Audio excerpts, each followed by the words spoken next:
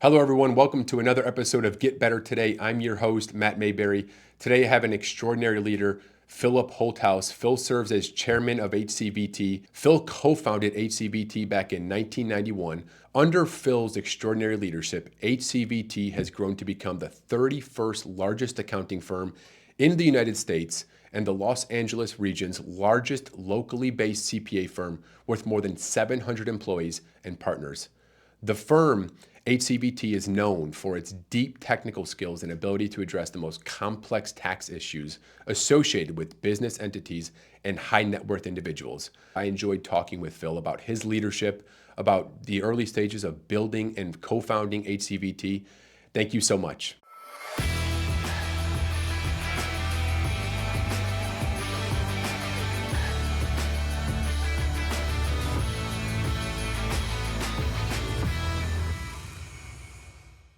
I want to start right in the very beginning. When you co-founded the firm HCVT in 1991, what was the backstory of how HCVT originated, especially with starting your early career at KPMG?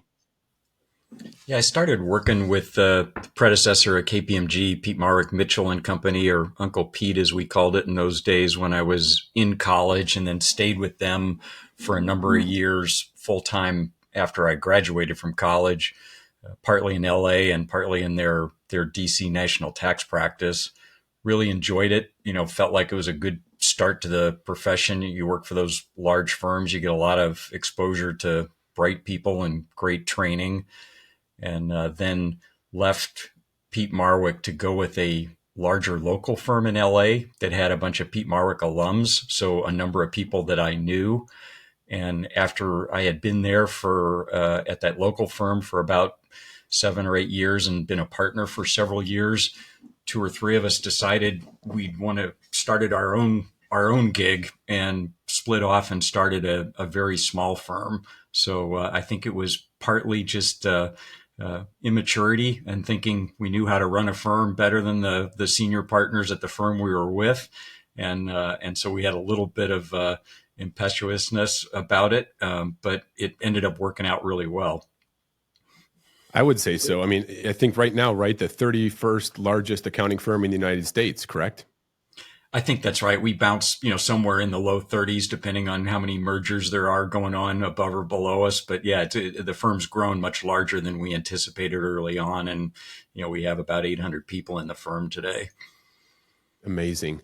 Phil, you kind of mentioned that you thought you could do it better than some of the senior partners, but what was really some of those, I guess, overcoming the fears? What were some of the fears and maybe challenges early on in those early days of bootstrapping the firm and getting it to where it is now? Yeah, and I'm not even I don't know if I would say we were going to run it better, but I think we thought we were going to run a firm differently than the firm we were with. We had some different priorities and different focus points at that time. I think the fears were largely what risks it would impose on our family members. The three partners that started the firm, all of our spouses were pregnant at the time, which was just kind of crazy. And I was in night law school, so we had a lot of other areas of interest going on when we started the firm, and the economy was a little bit shaky in the early 90s in Los Angeles. We did a lot of real estate work, and that was not a particularly fun time for real estate owners. So I think it was kind of a combination of, would it be okay putting that kind of pressure on our families, and what were the financial risks? Fortunately, our spouses and other family members were as gung-ho for it as we were. So that made it a lot easier. They were thinking, yeah, you're going to pull this off, and we're okay tightening the belts in the short run if it's going to be a more satisfying career in the long run. So we had great partners, at home as well as in the office, and that made a huge difference. Is there what you would deem as maybe one of the toughest crises that you've managed or had to overcome throughout your leadership journey leading up to now? And really, what were maybe some of the key lessons of that crisis, if there were any?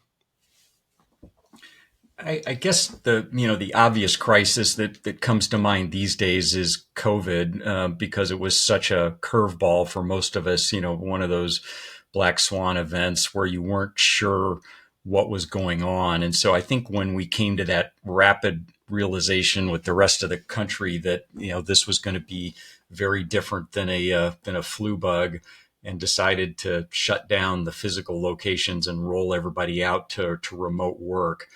I think the daunting part of that is I think all of us felt like we were going to get to the other side of that canyon, but we just didn't know how deep and broad it was going to be. We originally shut down the offices thinking we'd be back in a week or two, and then weeks went into months. The only other experience I can remember like that was very different for us to manage through is early in the firm's history. One of our young employees went on a trip for a birthday party for some friends and was on a private plane that went down in Aspen, that killed everybody on board.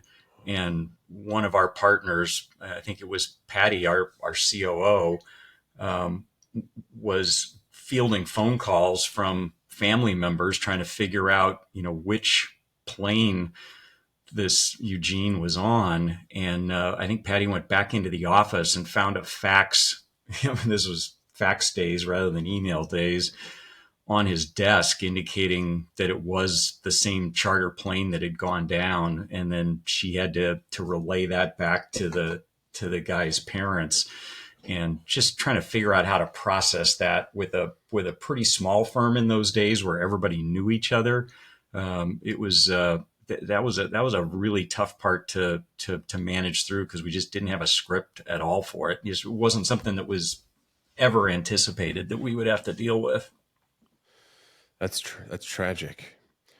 Phil, when I had the great privilege of being with you recently, one of the things that really stuck out to me specifically about your leadership, because it's very glaring, especially with somebody with the successes that you've had, the accolades that you've had, and quite frankly, the experience that you have, but really a curiosity for always learning more and for having this mindset of becoming a lifelong learner. It was very clear and very evident in just having conversations with you. But is there maybe an influential mentor throughout your career that has really benefited and impacted your life, particularly your professional journey along the way?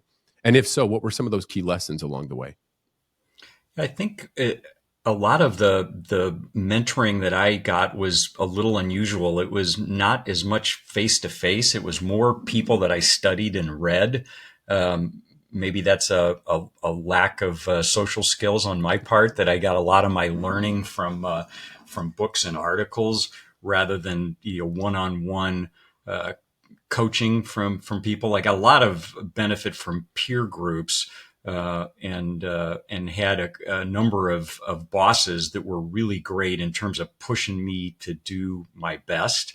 Alex Yemenejan's a guy I worked for a while at the firm in between Pete Marwick and the one that we started, who was very helpful in terms of really pushing you to do the best you could do. I mean, he was one of those bosses that would make it clear if he wasn't satisfied with the effort that you put forward, because he knew you could have done something a little bit better. Or if you dropped some balls, he was pretty good about figuring out when you had dropped balls to get you to build better skills. But I felt like a lot of the learning I got, or a lot of the interest in knowing more, was from reading a lot. And you and I talked about, I mean, people like Drucker and Warren Bennis and John Wooden, which is strange for me to say as an SC guy, but John Wooden at UCLA is a guy that you can learn a lot from, just from reading what he digested over a period of time. So I've loved being able to piggyback on other thoughtful people who have really analyzed different areas. I love that. And speaking of books, Phil, we briefly touched on it, and you just mentioned Drucker there and John Wooden. But what would you say, and really three books that you recommend for all leaders, regardless of where they are in their leadership journey? Are there three books that really come to mind that you recommend, that have really benefited your life, and that you recommend all leaders really take the time to dig in and read those books? Boy, I probably have a longer list than three, but I'll try to hit three that would come off the top. I mean, almost anything Drucker wrote, if Effective Executive or one of those compilations of some of his greatest hits, I think is a great place to spend time. I think Warren Bennis on Becoming a Leader is a really good one. Um, Charles Duhigg on The Power of Habit, I found to be very practical because all of us have habits that could be improved or need to develop new habits. There's so many things where what you should be doing or a better way to do it, but you just have to force yourself to build those habits. So I guess it would be those would be some of the first ones that would come to mind. Good to Great, and some of the other classics, of course. But those are some of the ones that come to mind. Those are all great. And I'll add in there, speaking of books on habits, Atomic Habits by James Clear is another great book on habits and really setting up routines. Yep. And that really leads right into, I'm sure these books that you mentioned did have a great role in playing that, but how has your leadership philosophy, what would you define it as, and how has that evolved throughout your career leading up to this moment? I would say, in terms of my philosophy, or at least my approach, it's probably fairly collaborative, fairly debate oriented. Somebody had that quote, maybe it was Wooden, that said, get a bunch of smart people around that will argue with you.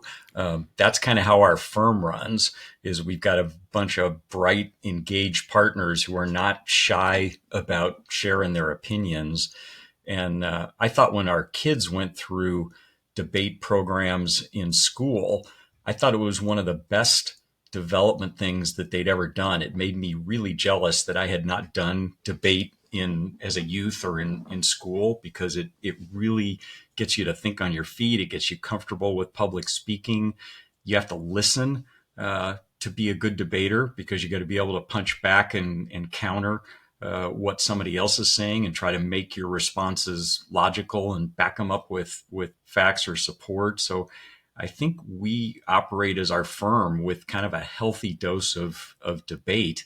And I think that also sends the message that there's not one person that's got the right answer all the time. That it sometimes takes some back and forth to figure out what the pros and cons are, and still you got to make a decision, but at least you've had a debate about the pros and cons. And we always say, I might weigh the pros and cons differently than you will, and we might make the decision based on how I weigh the pros and cons, but let's at least agree on what most of the pros and cons are, because then if we go in a particular direction where we know there's some downsides, we can try to mitigate some of those downsides. So I think that's is kind of heavily influenced our leadership of the firm and the style that we have. That's so great. There's a lot of executive and leaders across all sectors that listen to this podcast.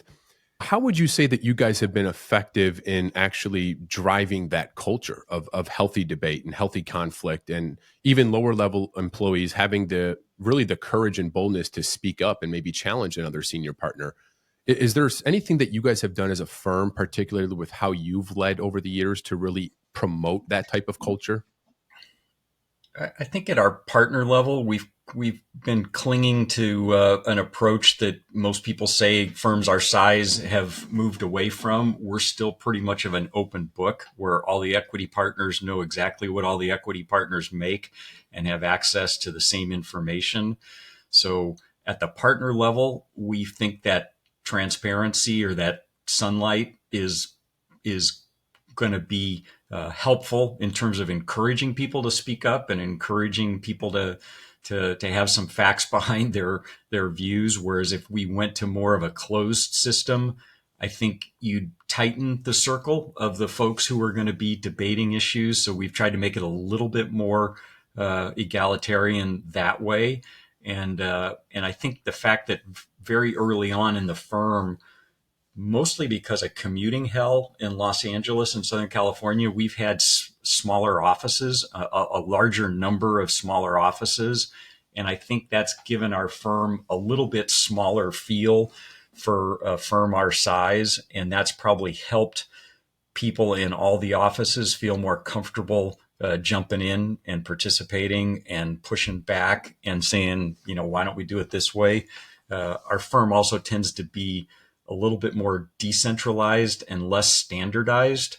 And so I think that encourages people because you're not trying to change a policy that's necessarily ironclad across the firm. Sometimes you're just trying to change a policy or how a particular office generates. So you're not pushing as big of a rock. It's kind of a subsidiarity, the constitutional scholars would call it. Try to push decisions out to the most local level that you can, because you'll keep people more engaged. Why do you think so many leaders struggle with that, though? I mean, because every day I'm talking with leaders and executive leadership teams that they want to promote transparency. They say that, but then their actions actually contradict that. What have you guys seen not only with only your firm, but also maybe with even clients or even just other industries? Why do you think so many leaders struggle with really the transparency behind this is where we are, what we stand for, and also, like you said, the inner workings of even what people make from an income standpoint? Why do you think so many leaders struggle with the transparency around that? I guess if you were trying to make the best argument to close a system and not have as much transparency, some of the arguments would be people are going to waste a lot of time worrying about stuff that they shouldn't worry about. Um, Envy and jealousy is a common trait. You might be happy with your comp until you find out somebody across the hall is making $100 or $1,000 more, or somebody that you think is not working as hard is making as much. So there can be some distractions and some energy oriented towards things that are maybe not as productive. So I think those are some of the arguments people would make in favor of a closed system, and say that the people that have the most knowledge that are really making those decisions are better equipped to make the determination without a thousand people weighing in who don't have all the facts. And I also think you can probably run things more decisively, maybe move a little bit faster if you have more of a top-down approach. I think people could correctly criticize our firm as not being the most quick in terms of adopting new changes and things like that, because we tend to encourage a lot of debate along the way. Hopefully we're making better decisions if we're making some of them a little bit slower. But in this day and age, with the technology the way it has evolved, maybe speed is a good justification for a little less transparency at times, even though we've kind of leaned the other direction. And Phil, you mentioned decentralization. I think another challenge that a lot of leaders have, and I look at it from the standpoint of I think a lot of companies we're in the era of decentralization, but I also think that also so many benefits are promoted there because of that. I also think the ability to maintain a positive and productive one culture, like one firm culture throughout an entire firm, is really challenged in a way. How would you say that your firm's experience and even your leadership has been with that? And then also, has there been something that to really help streamline the alignment and really the togetherness of one firm? Yeah, I think because our firm is decentralized both in terms of decision making and also in terms of geography. I mentioned the multiple office locations. I think where we've ended up is one macro culture, but then a bunch of micro cultures. And so we hope and think for the most part that we've got the same broad brush culture across the firm in terms of the things that we all view as critical and most important. But then we tolerate a lot of deviation from that with microcultures within particular offices, where because of the client mix or because of the geography or frankly even summer weather, people have different policies within those offices. And we're probably more comfortable than most firms in allowing for more diversity there or more deviation from the norms. So I think that's kind of where we've come out at. When we started the firm, the first few lateral partners that joined us, other than the three of us that started, were also colleagues from Pete Marwick days. And so we had a very common background and a long relationship with the laterals that we've brought into our firm. Some of our growth has been driven by lateral hires from the Big Four and national firms, but with one or two rare exceptions, all the laterals that have joined our firm have had long-term relationships with one or more of the partners before they joined the firm. And so I think that's helped us not fragment the culture further, because if you bring in a lot of laterals without any common backgrounds, you're naturally going to bring in, especially if they're experienced people that are well established in their careers, they're going to bring some culture with them. They're going to bring some habits and some approaches that they felt were what helped their former firm or them succeed.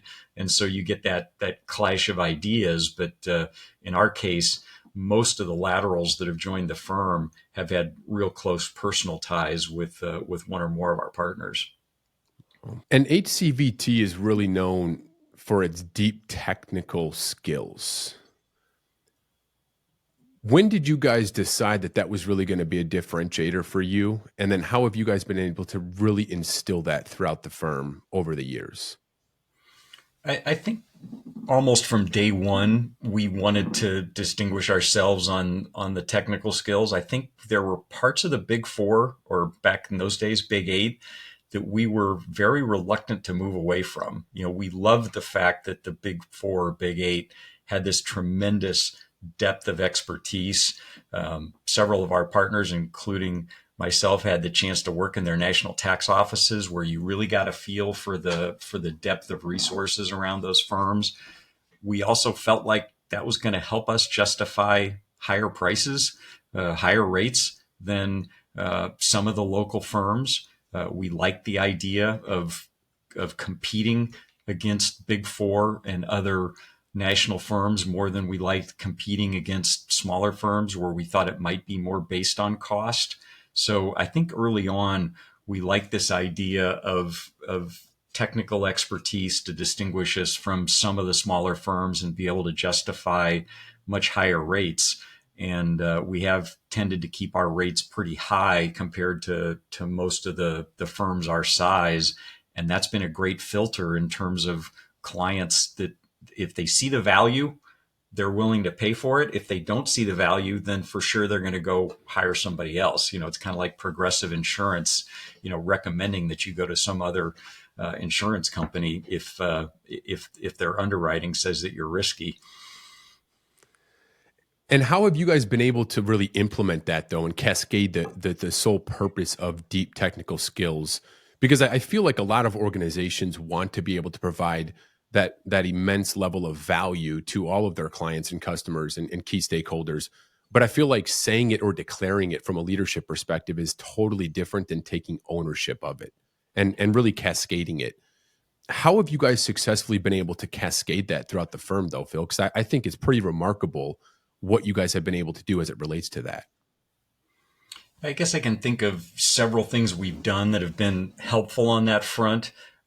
We've been very careful about the lateral people we bring in, the experienced people bring in. We basically are interested in hiring people that already fit that mode, that have established real technical expertise and are looking for a shop where technical expertise is valued. So there's a good filter there, where if it's clear that this is what your firm's about and the type of work you're trying to do and the way you're trying to do the work, then you tend to attract people that are very similar to that. Whereas if your firm had a more diffuse reputation, then it would be harder to stay in that technical lane.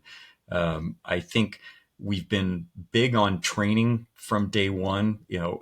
When we were a smaller firm, there was a limit on how much of the training we could do in-house, because we just didn't have critical mass for all the different courses you'd want to do. So we, from day one, were pretty open with the checkbook on paying for external training.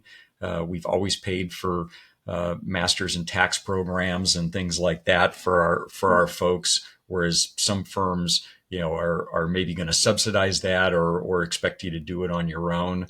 We've got a woman who runs our training program who's just phenomenal, and she's built over time a real combination of external and internal courses. So we send a lot of our people to external classes that sound pricey, but it's one of the ways that you stay current and really stay in touch with what other leading practitioners are doing and thinking. We have partners that are teaching in those programs. We have partners writing articles for the tax journals and the B&A publications.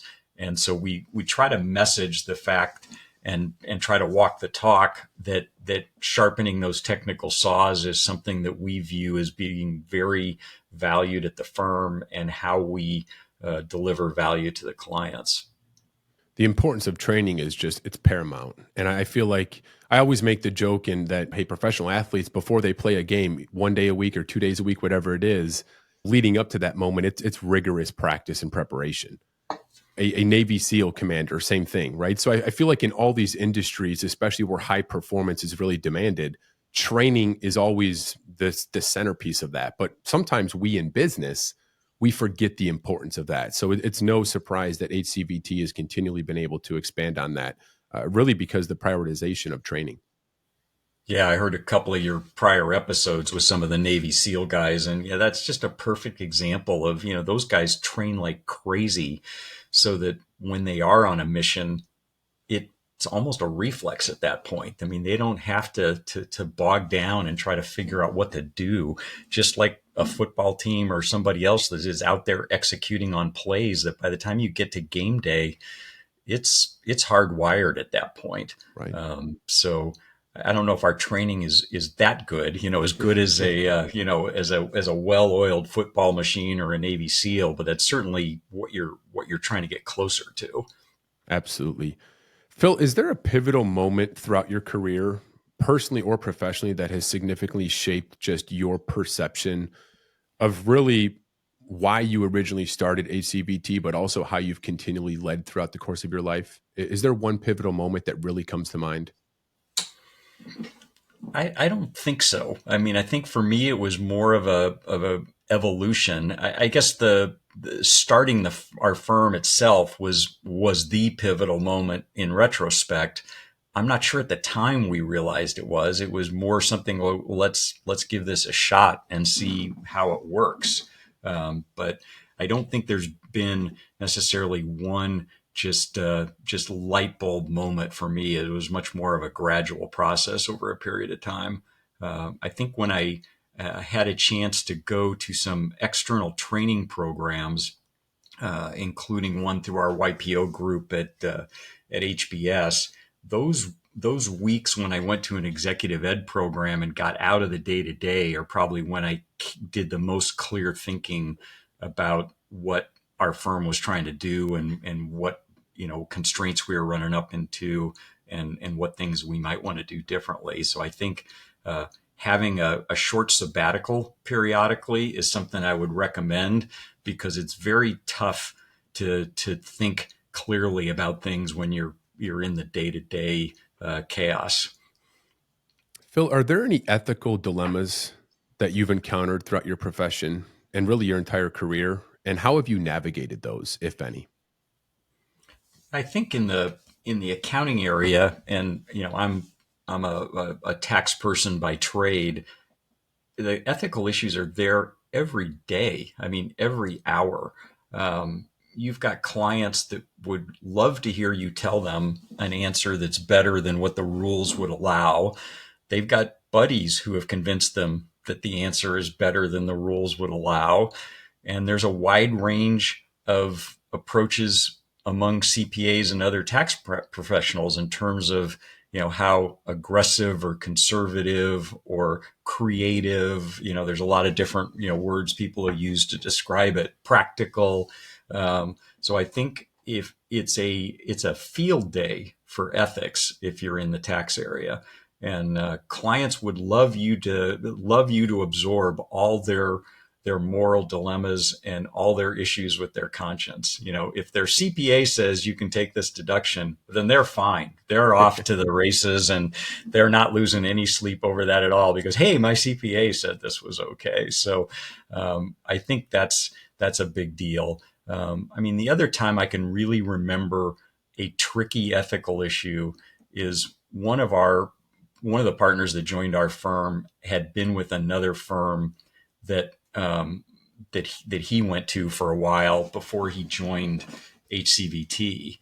And he called me up from this other firm and was just dumbfounded that he had gone out to represent a client on an IRS audit and came back to the office.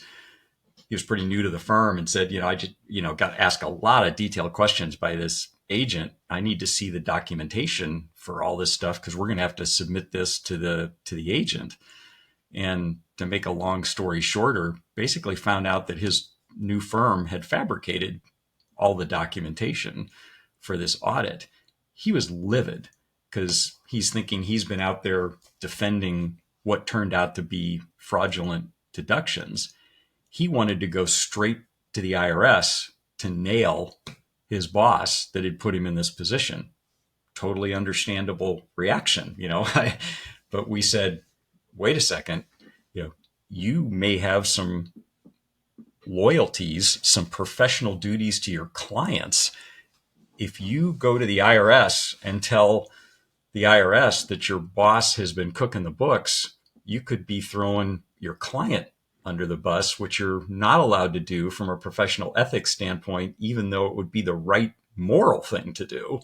And so we got on the phone with the individual who's currently the dean of the accounting school at USC, who happened to sit on the state ethics commission for California CPAs. And he confirmed that he could have been in a big mess if he would have gone to the IRS and told them, because he would have been disclosing client confidential information. So instead, he quit and brought an action against his former employer that he prevailed on. So he still acted, morally and ethically, but his original instinct would have been a great moral move, but could have been a professional ethics glitch. Wow. Speaking of high performance, and you mentioned Navy SEALs and some of the other things that we were mentioning there on training, are there any personal habits or routines that you really attribute to your professional success and leadership impact over the years, Phil? As I mentioned before, I think the best thing that I've done is just try to be a sponge for other people's thinking and reading. Now it's more maybe podcasts even than written content, although I still do a lot of both. So mostly it's trying to keep your eyes up for what you don't know and how do you stay current. What are other best practices? Trying to be fairly self-aware about what your own limitations are. I mean, there's some things I don't do as well as other people. For somebody in my profession, I'm not the most organized person in the world. I operate well in chaos, but I'm not the most organized person. So I've always tag team with people who are incredibly organized to shore up that side of things. So I think it's trying to stay, alert, trying to stay interested, trying to stay curious. We like to joke at our firm, we get smarter every year. We said that the first time after we screwed something up and just didn't want to do it twice, but it became kind of a mantra at our place that we get smarter every year, and sometimes say and need to. Well, what's funny about that, Phil, is that I really believe that it's not just a mantra, because when I recently spoke at your guys' partner-wide summit, you were in the first row taking notes for the whole 90 minutes that I was speaking. And sitting through a 90-minute speech alone is not the easiest task with today's attention span and so forth. But you were in the front row taking notes. And I always say, you don't know that I use that as an example now, but I do use it as an example because I really think that that mantra of every year we get smarter is because of the tone that you and the other founding partners have set forth. I think you go into most programs like that and thinking that if you can come away with 2 or 3 ideas that you can put to work, that's a great use of your time. Then that's a great speaker. If you've got a couple of things that you can try to use to improve your game. Early on, sometimes I would come up with too long of a list. And if you got too long of a list, you probably don't implement any of it. But, if you got a shorter list, That's true. It's more likely to get executed on. That's true. Phil, what is there anything that you've done throughout the years? Because I see it, another challenge that I see every day with CEOs and executive leaders is really the ability to kind of recharge, whether that's taking time off every now and then. You mentioned a brief sabbatical. Every leader has a different best practice that has worked and benefited their life. But is there anything for you or any advice that you have for other leaders out there that how can you continually develop that passion for the work? Is there anything that you do that kind of outside of work that helps you navigate that passion and that momentum? Yeah, I think the things that I do that have been helpful over time is, some is physical activity. I mean, I think the best blank spot I have every week is when I'm still playing hockey because I'm not thinking of anything else when I'm on the ice other than, where's the puck and is somebody going to hit you or not. So I think having, and some people do that with workouts or swimming or running or other sports endeavors. But I think something like that is very healthy physically and more importantly mentally because I love having a break from thinking about the work stuff.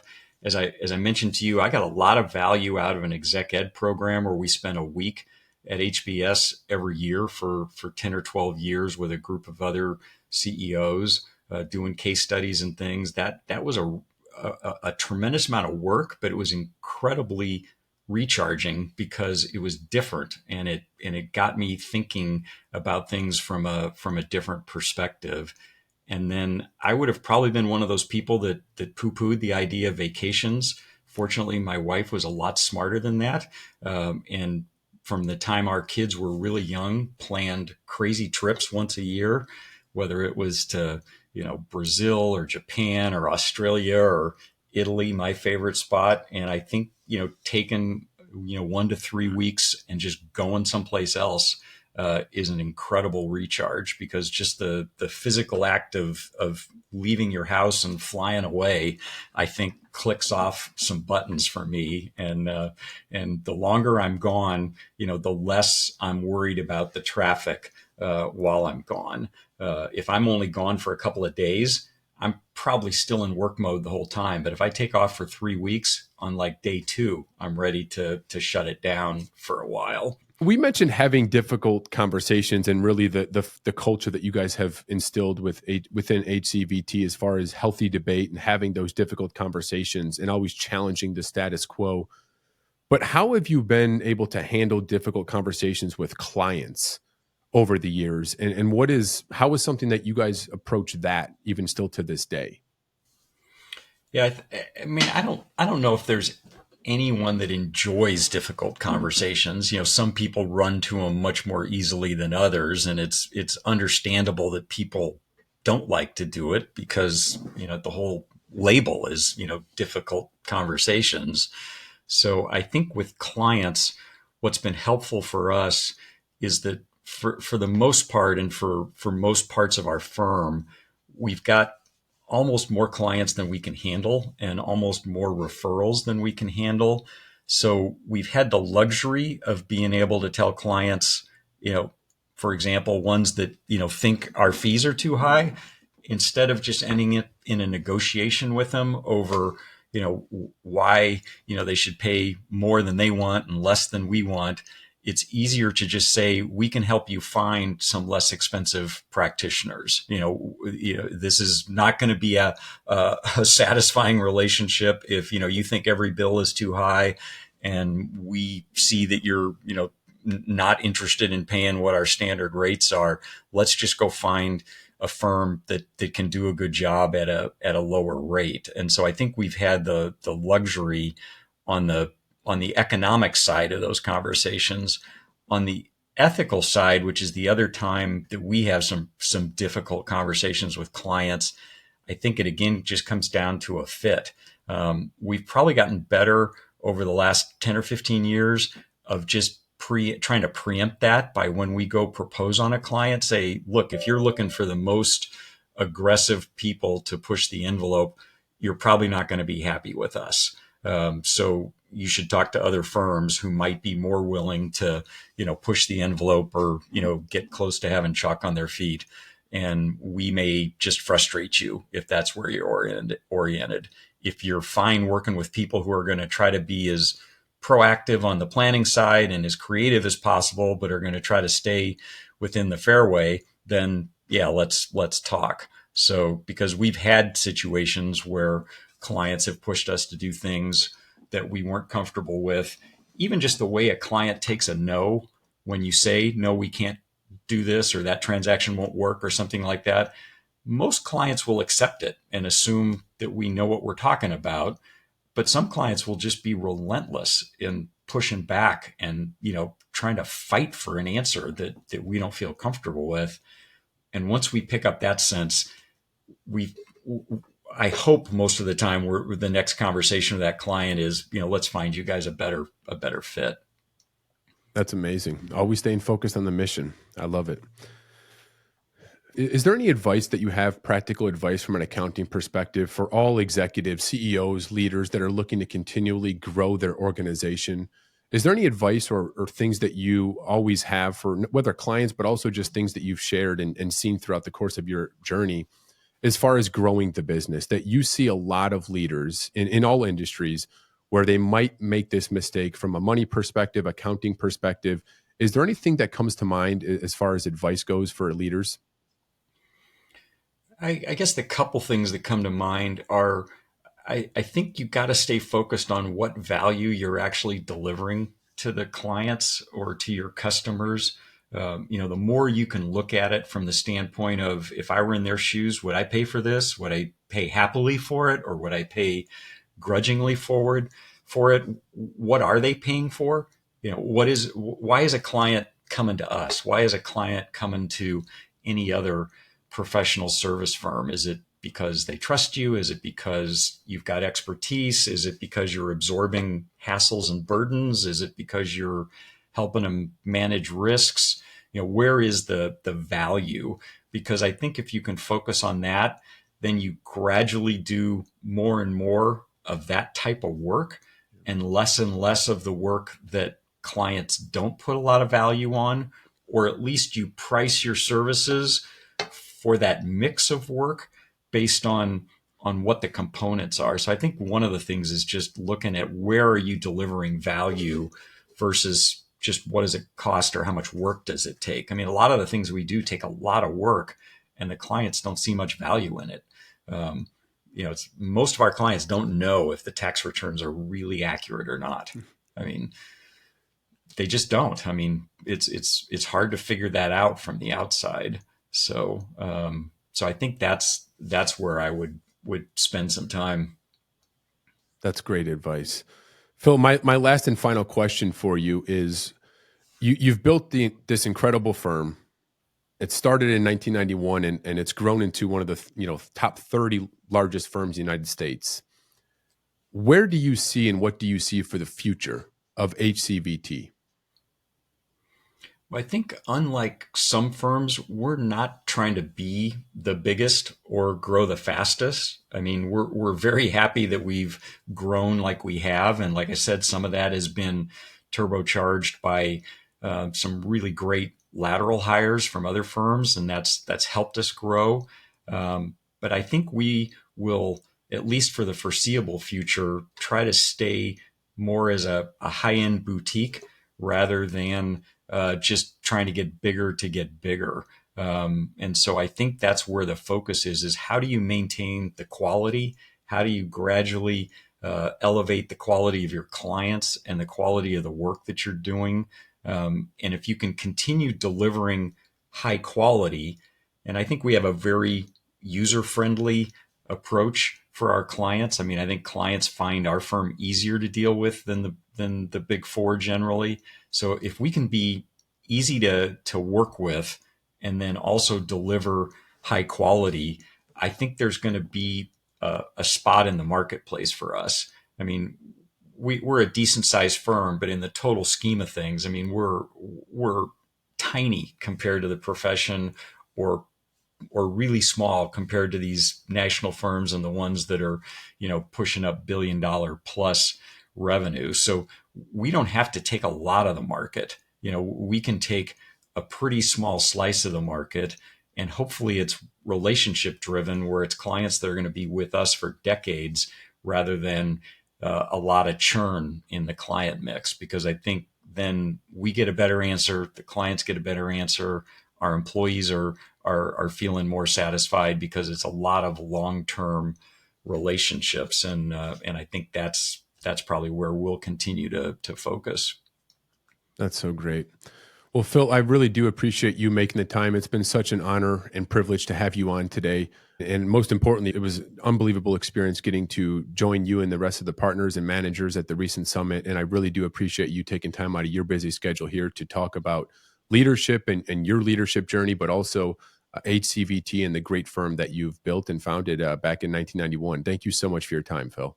Yeah, you're very welcome. And we had a great time having you at our Partner Manager Summit and look forward to continuing to be in touch.